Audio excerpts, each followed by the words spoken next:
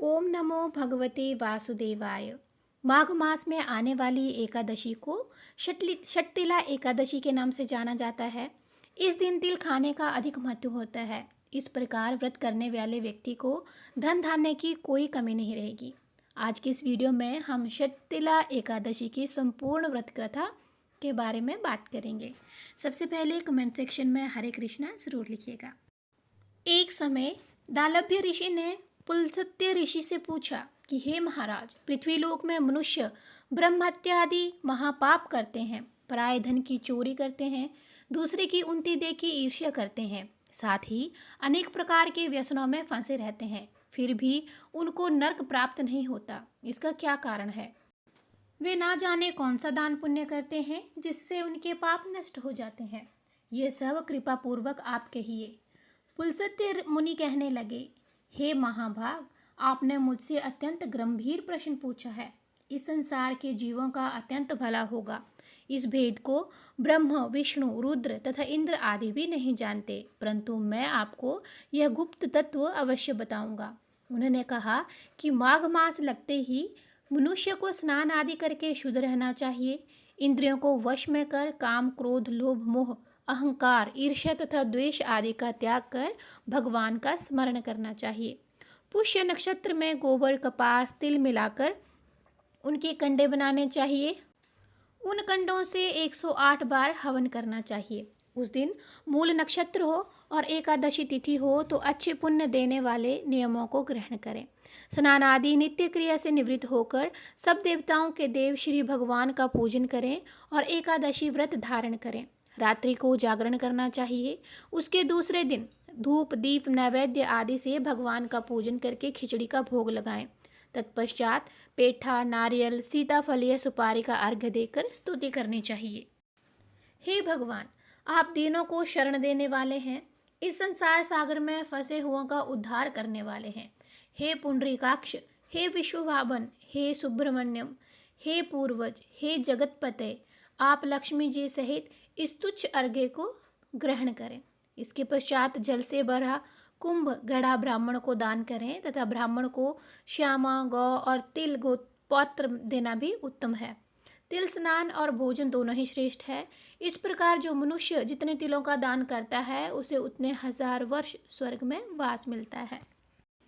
इसके साथ ही तिल स्नान, तिल का उपटन, तिल का हवन, तिल का तर्पण, तिल का भोजन और तिलों का दान, ये तिल 6 प्रकार के हैं। इसके प्रयोग के कारण यह शटतिला एकादशी कहलाती है। इस व्रत के करने से अनेक प्रकार के पाप नष्ट हो जाते हैं। इतना कहकर सत्य ऋषि कहने लगे कि अब मैं तुम्हें एकादशी की व्रत कथा सुनाता हूँ। एक समय नारद जी ने भगवान श्री विष्णु से यही प्रश्न किया था और भगवान जी ने शततिला एकादशी का महात्म्य नारद जी से कहा, मैं तुम्हें कहता हूँ। भगवान ने नारद जी से कहा, हे नारद, मैं तुमसे सत्य घटना कहता हूँ, तुम ध्यान पूर्वक सुनो। प्राचीन काल में मृत्युलोक में एक ब्राह्मणी रहती थी। वह सदा व्रत किया करती थी। एक समय वह एक मास का व्रत करती रही। इससे उसका शरीर अत्यंत दुर्बल हो गया।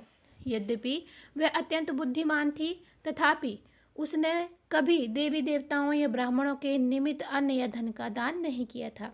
इससे मैंने सोचा कि ब्राह्मणी ने व्रत आदि से अपना शरीर शुद्ध कर लिया है, अब इसे विष्णु लोक तो मिल ही जाएगा, परंतु इसने कभी अन्न का दान नहीं किया, इससे इसकी तृप्ति होना कठिन है।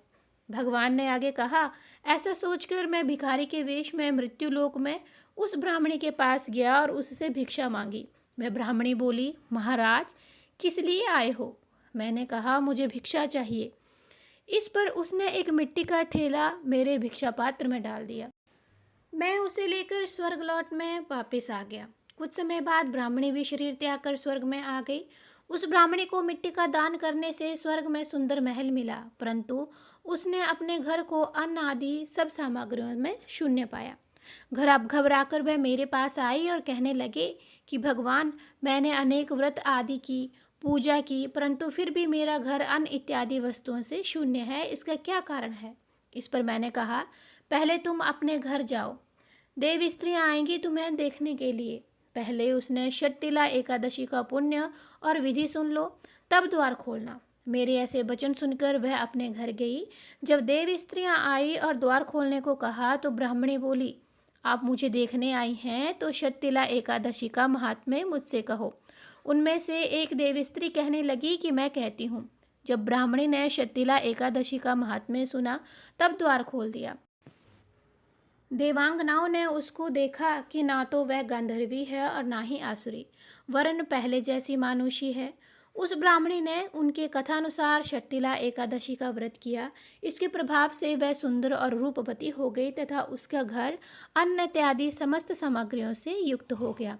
अतः मनुष्य को मूर्खता त्याग कर शततिला एकादशी का व्रत और लोभ न करके तिल आदि का दान करना चाहिए। इससे दुर्भाग्य, दरिद्रता तथा अनेक प्रकार के कष्ट दूर होते हैं तथा मोक्ष की प्राप्ति होती है।